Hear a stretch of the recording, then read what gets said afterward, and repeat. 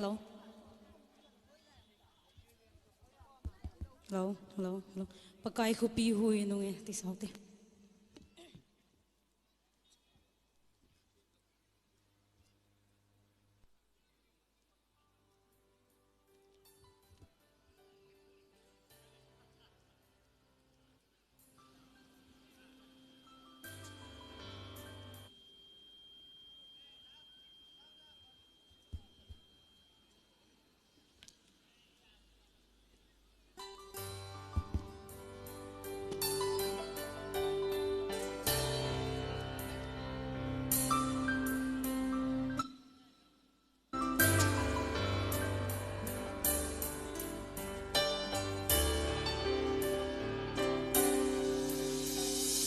Pagkai ko pihuy nung tuy không lên kỳ nông sang ta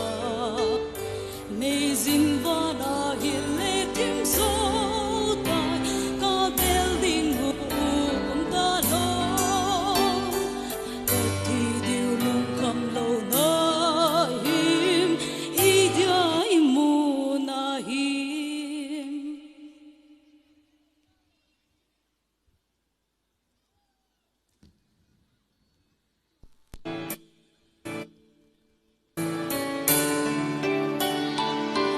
lâu qua ý gió sâu và có thi đình của ý có thu ngà yêu hẹn vì nông tàu đi căng lên kỳ nông hi dễ rong lên vì dinh công chu hình thức mang thế lâu đi lấy để con tuy lên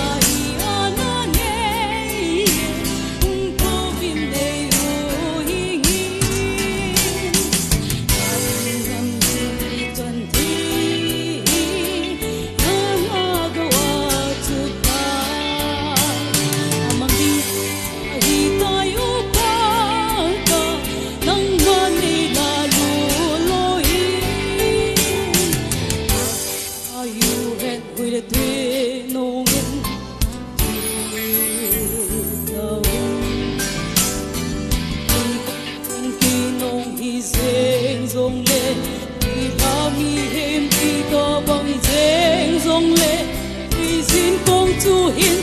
mang thế lâu đi lấy lẽ van lấy và cái na cả thu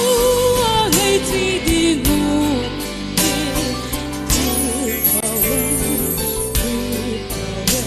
cả thu ngày chỉ đi ngủ